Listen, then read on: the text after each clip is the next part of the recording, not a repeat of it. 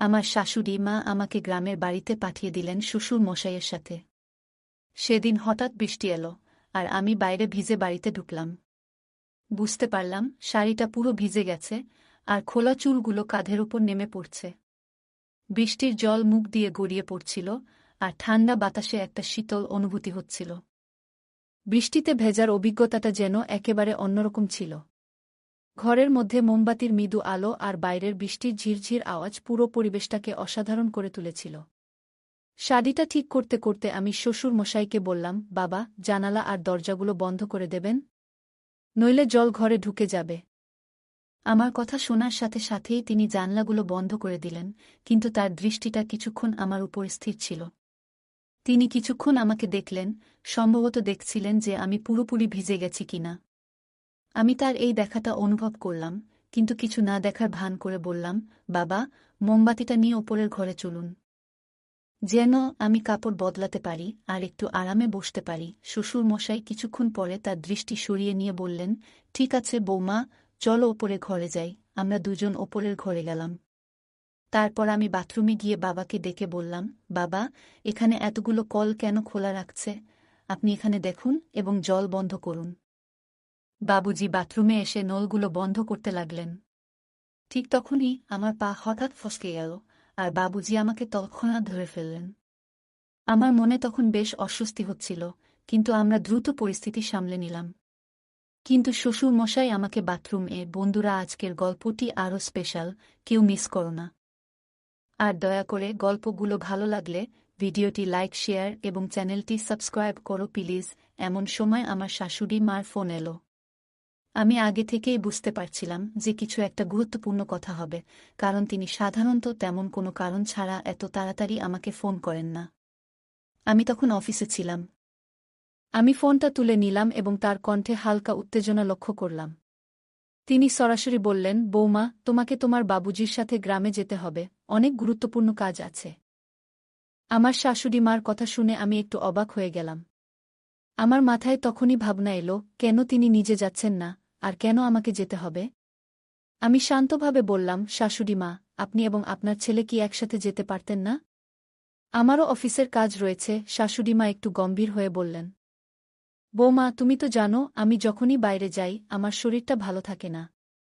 আর তোমার স্বামী সবসময় নিজের কাজে ব্যস্ত থাকে বা তার বন্ধুদের সাথে মিলে মদ খেয়ে সময় কাটায়। ওকে বোঝানোর চেষ্টা করেও কোনো লাভ হয় না। তাই আমি তোমার উপরই ভরসা করি। বৌমা, তার কথায় একটা সত্যতা ছিল। আমার স্বামী সত্যিই তার বন্ধুদের সাথে সময় কাটাতে বেশি পছন্দ করত, আর বাড়ির কাজের ব্যাপারে তার কোনো আগ্রহ ছিল না।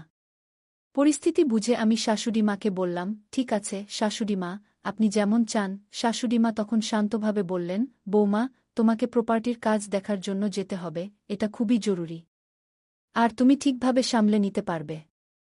বাবুজির সাথে সোমবার থেকে বুধবার পর্যন্ত সেখানে থাকলেই চলবে। বৃহস্পতিবার কাজ শেষ করে তুমি শুক্রবার বা শনিবার বাড়ি ফিরে আসতে পারবে। আমি তাকে আশ্বস্ত করে বললাম, ঠিক আছে শাশুড়ি মা, আপনি চিন্তা করবেন না। আমি বাবুজির সাথে চলে যাব। আমি দ্রুত সিদ্ধান্ত নিলাম এবং ভাবতে লাগলাম যে গ্রামের বাড়িতে যাওয়া আমার জন্য একটি নতুন অভিজ্ঞতা হতে পারে। আসলে অনেকদিন ধরেই আমি বাড়ি আর অফিসের কাজের মধ্যে আটকে ছিলাম, তাই একটা বিরতির প্রয়োজন অনুভব করছিলাম। শাশুড়ি মা ঠিকই বলেছিলেন, গ্রামের বাড়িটা বেশ বড় এবং সুন্দর ছিল। হয়তো এই পরিবর্তন আমার জন্য একটু নতুনত্ব নিয়ে আসবে। তো বন্ধুরা, এবার আমি আপনাদের আমার বাবুজির ব্যাপারে বলি, মানে আমার শ্বশুরমশাইয়ের ব্যাপারে। আমার শ্বশুরমশাইয়ের বয়স প্রায় ৬০ বছর হবে, কিন্তু এই বয়সেও তিনি বেশ শক্তসমর্থ এবং পরিশ্রমী। আমাদের ব্যবসা শুরু থেকেই ভালোই চলেছে, তাই আমাদের পরিবারে কোনো কিছুর অভাব নেই। আমাদের বাড়িতে গাড়ি, চাকরবাকর এবং বড় একটা গ্রামে বাড়ি সবই আছে। আমার একটা মেয়ে আছে, তবে সে টেস্ট টিউব পদ্ধতির মাধ্যমে জন্মেছে। হ্যাঁ, আমার মেয়ে আমার স্বামীর মাধ্যমে জন্মায়নি, কারণ আমার স্বামী সেই সক্ষমতা রাখেন না। এই সত্যটি কেবল আমি এবং আমার শ্বশুরমশাই জানে, বাড়ির অন্য কেউ, এমনকি আমার শাশুড়ি মাও এ ব্যাপারে কিছু জানেন না। যখন শাশুড়ি মা আমাকে গ্রামের বাড়িতে যেতে বলেছিলেন, আমি ভেতর থেকে একটু খুশিই হয়েছিলাম। সেদিন রাতেই আমি পরের দিন গ্রামের বাড়িতে যাওয়ার প্রস্তুতি নিতে শুরু করলাম। এরপর আমি আমার শ্বশুরমশাইয়ের ঘরে গেলাম। আমাদের বাড়িতে সবসময় একটি নিয়ম ছিল যে মহিলারা বাড়ির ভেতর মাথায় শাড়ির আঁচল রাখবে। আমাদের বাড়ির নিয়ম ছিল যে কোনো পুরুষের সামনে মাথার আঁচল ছাড়া থাকা ঠিক নয়। হ্যাঁ, আমি নিজেকে এক সংস্কারী বৌমা হিসেবে গর্ব করি। আমি তখন আমার শ্বশুরমশাইয়ের ঘরে প্রবেশ করলাম। কিন্তু দেখলাম তিনি তখন বই পড়ছেন। আমি বললাম, বাবুজি, বইটা বেশিক্ষণ পড়বেন না, কাল আমাদের খুব সকালে গ্রামের বাড়ি রওনা দিতে হবে। আপনি তো নিজেই আমাকে এটা বলেছিলেন। আমি শ্বশুরমশাইয়ের ব্যাগেও কিছু প্রয়োজনীয় জিনিস রেখেছিলাম, তবে তখন লক্ষ্য করলাম তার মনোযোগ অন্য কোথাও ছিল। তিনি বইয়ের দিকে না তাকিয়ে অন্যদিকে দেখছিলেন। একটা বিষয় বলা হয়নি, আমার নাম প্রিয়া। আমি একজন সাধারণ কিন্তু আত্মবিশ্বাসী নারী, যে একটি সুশীল পরিবার থেকে এসেছি। আমার বয়স ৩০ বছর, উচ্চতা ৫ ফুট ২ ইঞ্চি এবং আমি একটু স্বাস্থ্যবান। আমার গায়ের রং ফর্সা। আমি যখন শাড়ি পরি, সেটা অনেকটা মডেল বিপাশা বসুর মতো স্টাইলে পরি, আর প্রায় লোকের দৃষ্টি আমার দিকে আটকে যায়। আমি এসব বলছি যাতে আপনি আমার কল্পনা করতে পারেন এবং আমার গল্প পড়ার সময় আমার চেহারা আপনার মনে স্পষ্টভাবে ফুটে ওঠে। আমি একজন সাধারণ মেয়ে, যে পরিবার ও সমাজের নিয়মের মধ্যে জীবনযাপন করছি।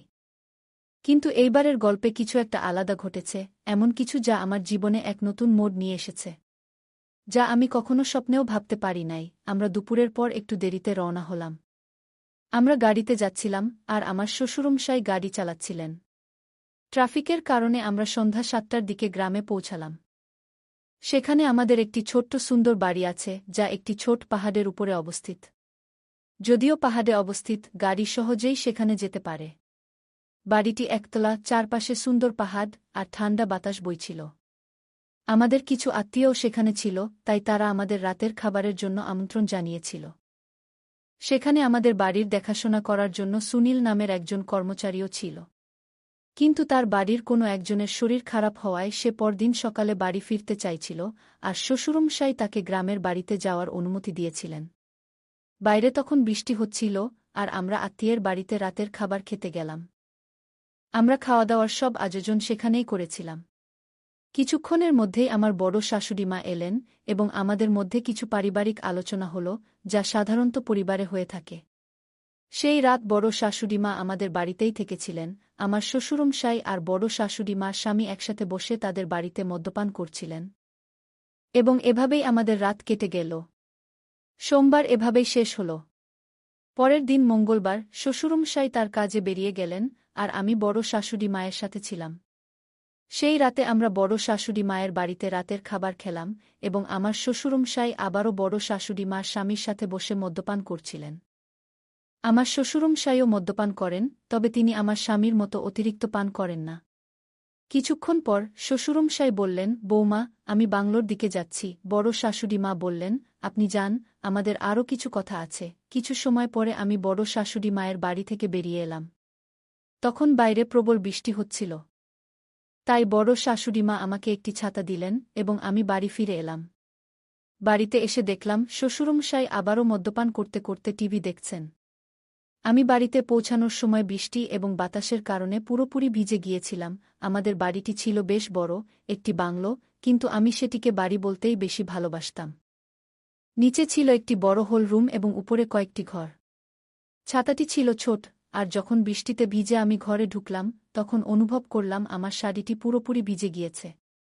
আমার খোলা চুলগুলি কাঁধের উপর নেমে এসেছিল, আর সেগুলোতে এখনও বৃষ্টির জল ঝরছিল। ঠান্ডা বাতাসের জন্য হালকা শীত লাগছিল। বৃষ্টিতে ভেজার এই অনুভূতি একেবারেই আলাদা ছিল। ঘরের ভেতরে মোমবাতির হালকা আলো এবং বাইরের প্রবল বৃষ্টির শব্দ পরিবেশটিকে আরও বিশেষ করে তুলেছিল। আমি আমার শাড়ির আঁচল ঠিক করতে করতে শ্বশুরমশাইকে বললাম, বাবুজি, জানালা এবং দরজা বন্ধ করে দিন, না হলে জল ভিতরে চলে আসবে। আমার কথা শুনে তিনি সাথে সাথেই জানালাগুলি বন্ধ করে দিলেন, তবে কিছুক্ষণ ধরে তার দৃষ্টি আমার দিকে স্থির ছিল। তিনি আমার দিকে তাকিয়েছিলেন, যেন দেখার চেষ্টা করছিলেন আমি সম্পূর্ণ ভিজে গিয়েছি কিনা। তার সেই নজর আমার একটু অস্বস্তি লাগল। আমি সেটাকে উপেক্ষা করে বললাম, বাবুজি, মোমবাতি নিয়ে উপরের ঘরে চলুন, যাতে আমি কাপড় পরিবর্তন করে একটু বিশ্রাম নিতে পারি। কিছুক্ষণ পরে শ্বশুরমশাই তার দৃষ্টি সরিয়ে নিলেন এবং সম্মতি জানিয়ে বললেন, ঠিক আছে, বৌমা, চলো উপরে যাই। আমি এবং শ্বশুরমশাই উপরের ঘরে চলে গেলাম। এরপর আমি বাথরুমে ঢুকে বললাম, বাবুজি, এখানে এতগুলো পানির ট্যাপ কেন খোলা আছে? আপনি একটু দেখুন এবং এগুলো বন্ধ করে দিন, অযথা এইভাবে পানিগুলো অপচয় হচ্ছে। শ্বশুরমশাই বাথরুমে এলেন এবং ট্যাপগুলো বন্ধ করতে শুরু করলেন। কিন্তু হঠাৎ করেই শাওয়ার চালু হয়ে গেল, আর আমি আবারও ভিজে গেলাম। আমি তখন নীল শাড়ি পরেছিলাম, আর মাথায় আঁচলটাও ছিল। দেখলাম শ্বশুরমশাই নীরবে আমার দিকে তাকিয়ে আছেন ভয়ে। আমি কিছু বলি কিনা। বৃষ্টির জন্য আমার শাড়িটি পুরোপুরি ভিজে গিয়েছিল, আর তিনি আমার দিকে এক দৃষ্টিতে তাকিয়েছিলেন। একদিন এরকমই হয়েছিল, আমার শ্বশুরমশাই প্রায়ই বন্ধুদের সাথে বাইরে ঘুরতে যেতেন। তার সিগারেট খাওয়ার অভ্যাসও ছিল। একদিন সকালে আমি দোকানে গিয়েছিলাম, তখনও বৃষ্টি হচ্ছিল, আর আমি যথারীতি মাথায় শাড়ির আঁচল নিয়ে বেরিয়েছিলাম। আমি খুবই পরম্পরাগত মানসিকতার বউ। ছাতা নিয়ে দেখলাম শ্বশুরমশাই রাস্তার পাশে দাঁড়িয়ে আছেন। আমি ছাতাটি তার দিকে বাড়িয়ে দিলাম। কিন্তু দেখলাম তিনি আমার দিকে এক দৃষ্টিতে তাকিয়ে আছেন, তার চোখ যেন আমার দিক থেকে সরতেই চাইছিল না। মনে হচ্ছে আমাকে তিনি কিছু বলতে চান। বাড়ি ফিরে এসে আয়নায় তাকিয়ে দেখি শাড়ির সামনের অংশ কিছুটা ভিজে গিয়েছে, যা আমার চেহারায় আলাদা একটা সৌন্দর্য এনে দিয়েছে। শাড়িটি শরীরের সাথে লেগে থাকায় নিজেকে একটু অন্যভাবে দেখলাম। পিছনের দিকটাও কিছুটা ভিজে গেছে, সেটা খেয়াল করলাম। এরপর আমি কিছু দরকারি জিনিস নিয়ে ঘরের কাজ করতে শুরু করলাম। আমি কাজ করতে করতে ভাবছিলাম, এটা বেশ মজার বিষয় যে এমন একটা পরিস্থিতিতে নিজেকে খুঁজে পাচ্ছি। তাই ইচ্ছে করেই শ্বশুরমশাইয়ের সামন দিয়ে আসা যাওয়া করছিলাম। ঝাড়ু দেওয়ার সময় নিচু হয়ে কাজ করতে হতো, আর আমি আমার উপস্থিতি তার নজরে আনতে চেষ্টা করতাম। শ্বশুরমশাইও মাঝে মাঝে তাকিয়ে দেখতেন, আর কিছুটা হাসি মুখে তার অভিব্যক্তি লক্ষ্য করতাম। আবার কিছুক্ষণ পর শ্বশুরমশাই ঘরে ফিরে এলেন। তখন আমি পুরোপুরি ভিজে গিয়েছিলাম, তাই শাড়ি বদলাতে হলো। শ্বশুরমশাই বসেছিলেন যেখানে একটি আলমারি ছিল। আমি আলমারি খুলে আরেকটি লাল শাড়ি বের করলাম। ঘরের পাশে আরেকটি ছোট কক্ষ ছিল, যেখানে আমি শাড়ি বদলাতে গেলাম। শ্বশুরমশাই তখন বারান্দায় বসে বিশ্রাম নিচ্ছিলেন। দরজাটা সামান্য খোলা রেখেছিলাম, কারণ ঘরে একটু বাতাস আসার দরকার ছিল। আমি শাড়ি বদলাতে শুরু করলাম, আর শাড়ির ভাঁজ খুলতে খুলতে চুড়ির হালকা আওয়াজ হচ্ছিল। শ্বশুরমশাইও বাইরে বসেছিলেন, তবে তার উপস্থিতি তেমন গুরুত্ব দিচ্ছিলাম না। আমার শাড়ি বদলানোর সময় আমি পুরোপুরি নিজের কাজে মনোযোগ দিচ্ছিলাম, যদিও ঘরের পরিবেশে একটা অন্যরকম মৃদু অস্বস্তি টের পাচ্ছিলাম। কিন্তু এটিকে খুব সাধারণভাবে নিলাম এবং কাজ চালিয়ে গেলাম। আমি লক্ষ্য করছিলাম, বাবুজি তখন বারান্দায় বসে বিশ্রাম নিচ্ছিলেন। আমি বুঝতে পারছিলাম যে তিনি আমার কিছু কাজ খেয়াল করছেন।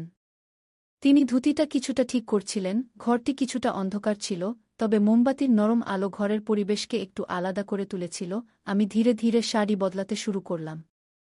যদিও শাড়ি পুরো শরীরকে সহজেই ঢেকে নিতে পারে, আমার মনে হচ্ছিল এটি যথাযথভাবে জড়িয়ে নিতে সময় লাগছে। আমার আর বাবুজির মধ্যে বেশ কিছুটা দূরত্ব ছিল, প্রায় 12-15 ফুট। তিনি সোফায় বসে বাইরে তাকিয়েছিলেন, এবং আমি আমার কাজ নিয়ে ব্যস্ত ছিলাম। আমি আমার চপ্পলের বোতাম খোলার চেষ্টা করছিলাম, যা বেশ শক্ত হওয়ায় খুলতে কিছুটা সময় লাগছিল। অবশেষে অনেক চেষ্টা করে বোতামটা খুলতে পেরেছি। বাবুজি তখন ধুতিটা একটু ঠিক করছিলেন, এবং তার সামান্য নড়াচড়া ঘরের অন্ধকারের মধ্যেও আমি দেখতে পাচ্ছিলাম। আমি চপ্পলের শেষ বোতামটা খুলে একটু অন্যদিকে ঘুরলাম। হয়তো তিনি তখন চারপাশের সবকিছু ভালোভাবে লক্ষ্য করতে পারছিলেন, কারণ রাত তখন প্রায় 1টা। আমি বাবুজির দিকে একটু বেশি ঘুরে গিয়েছিলাম। শাড়ি বদলানোর সময় আমার চুড়ির শব্দ ঘরে প্রতিধ্বনিত হচ্ছিল। শাড়ি পাল্টাতে পাল্টাতে আমি বললাম, বাবুজি, আজ আপনার দিন কেমন কাটল? আজ তো অনেক কাজের মধ্যে ছিলেন, মনে হয় ক্লান্ত হয়ে পড়েছেন। বাবুজি ধুতির কিছুটা ঠিকঠাক করতে করতে বললেন। হ্যাঁ বৌমা, আজ কাজ অনেক ছিল, কিন্তু আমি ক্লান্ত নই। এই গ্রামের বাতাসই যেন প্রাণ ভরে দেয়া। আমি ইতিমধ্যেই আমার শাড়ি পরছিলাম এবং এরপর ধীরে ধীরে বাকি জামা গুছিয়ে নিচ্ছিলাম। সেই সময় আমি বাবুজির সঙ্গে কথোপকথন চালিয়ে যাচ্ছিলাম। ঘরে বিদ্যুৎ ছিল না, তাই আমি একটা মোমবাতি জ্বালিয়েছিলাম, যার আলো বাবুজির মুখটা ঠিকভাবে দেখা যাচ্ছিল না। আমি বাবুজিকে বললাম, বাবুজি, মা আর কাকাকে নিয়ে খুব চিন্তায় আছি। বাবুজি বললেন, বুমা, তোমার চিন্তা করার কিছু নেই। আমি বললাম, বাবুজি, গত রাতের মতো আজও বারান্দায় শুইতে যাবেন না। বাইরে আজ অনেক বাতাস আর ঠান্ডা। আমাদের বিছানাটা বড়। আমার সঙ্গে বিছানাতেই শুয়ে পড়বেন। আমার কথা শুনে তিনি চুপ থাকলেন, কিছু বললেন না। আমি আবার শাড়ি পরতে শুরু করলাম, মনোযোগ দিয়ে শাড়ির শেষ অংশটা ঠিক করে নিলাম। ঘুরে দাঁড়িয়ে নিজেকে সামলে নিলাম, তারপর হালকা হাসি দিয়ে বাবুজিকে জিজ্ঞেস করলাম, বাবুজি, আমার শাড়ি কেমন লাগছে? বাবুজি একটু অবাক হয়ে তাকালেন। আমি আবার বললাম, বাবুজি, নতুন শাড়িতে কেমন লাগছে? এরপর আমি বারান্দার দিকে হাঁটতে শুরু করলাম। বাবুজি তখনও সোফায় বসেছিলেন, আমার দিকে তাকিয়ে। আমি বললাম, বাবুজি, আপনি বারান্দায় আসুন, একটু গ্রামের বাতাস খেতে ভালো লাগবে। বাবুজি কিছুক্ষণ পর বারান্দায় এলেন। আমি তাকে আবার জিজ্ঞেস করলাম, বাবুজি, বলুন তো, আমাকে এই শাড়িতে কেমন লাগছে? আমি তখন মাথায় পল্লু দিয়ে দাঁড়িয়েছিলাম। বাবুজি বললেন, হ্যাঁ বুমা, তোমাকে অনেক সুন্দর লাগছে শাড়িতে। এরপর বললাম, বাবুজি, আপনার সঙ্গে একটা কথা বলার আছে। বাবুজি বললেন, হ্যাঁ বুমা, কী কথা? আমি বললাম, বাবুজি, আপনার মনে আছে যখন আপনার বন্ধু বা আমার স্বামীর বন্ধুরা আসে, আমি আপনাকে বলি তাদের জন্য চা নিয়ে যান? বাবুজি বললেন, হ্যাঁ বুমা, মনে আছে। আমি বললাম, তারা আমায় এক বিশেষ দৃষ্টিতে দেখে, কিন্তু এতে আমার অনেক অস্বস্তি লাগত। বাবুজি একটু চিন্তিত হয়ে বললেন, বুমা, এভাবে ভাবার কোনো দরকার নেই। আমি হালকা হেসে বললাম, বাবুজি, এই বিশ্বাসটা আমাদের মধ্যে থাকুক। আমি জানি আপনি আমাকে কেমনভাবে দেখেন, কিন্তু এতে আমার কোনো আপত্তি নেই। আপনার দৃষ্টিভঙ্গি আমার ভালো লাগে, আপনি অনেক ভালো মনের মানুষ। কিছুক্ষণ চুপ থেকে বাবুজি বললেন, বুমা, তুমি কি খুশি? আমি হেসে বললাম, বাবুজি। এবার আসল কথায় আসি। বাবুজি বললেন, হ্যাঁ বুমা, কি কথা? সংকোচ করো না, বলো। আমি বললাম, বাবুজি, আপনি কি মনে করেন আমি সত্যিই খুশি? হ্যাঁ, আমরা ধনী, আমাদের সব কিছু আছে, গাড়ি, বাড়ি, টাকা। কিন্তু এরপরেও কি আমি খুশি? বাবুজি বললেন, বুমা, তোমাকে খুশি দেখতেই আমার ভালো লাগে। কিন্তু তুমি খুশি নও। কেন বলো? আমি একটু চুপ থেকে বললাম, বাবুজি, আপনার ছেলে। বাবুজি প্রশ্ন করলেন, আমার ছেলের কি সমস্যা আছে বলো? আমি গভীর শ্বাস নিয়ে বললাম, বাবুজি, আপনি কি মনে করেন শুধু অর্থ আর সম্পত্তি থাকলেই সুখ পাওয়া যায়? আসল সুখ তো দাম্পত্য জীবনের। বাবুজি কিছুক্ষণ চুপ করে থেকে বললেন, বুমা, তোমার যা বলার আছে খোলাখুলি বলো। সংকোচ করো না। আমি একটু দ্বিধা করে বললাম, আপনার ছেলে এখন আর আগের মতো আমার সাথে সম্পর্ক রাখছে না। আমাদের মধ্যে যে যোগাযোগ ছিল সেটা আর নেই। বাবুজি ধীরস্থিরভাবে শুনলেন। আমি বললাম, আমি জানি বাবুজি, আপনার জীবনেও হয়তো অনেক চাপ আছে, আপনার নিজের জীবনের দায়িত্বগুলোও কম নয়। বাবুজি তখনও শান্তভাবে শুনছিলেন।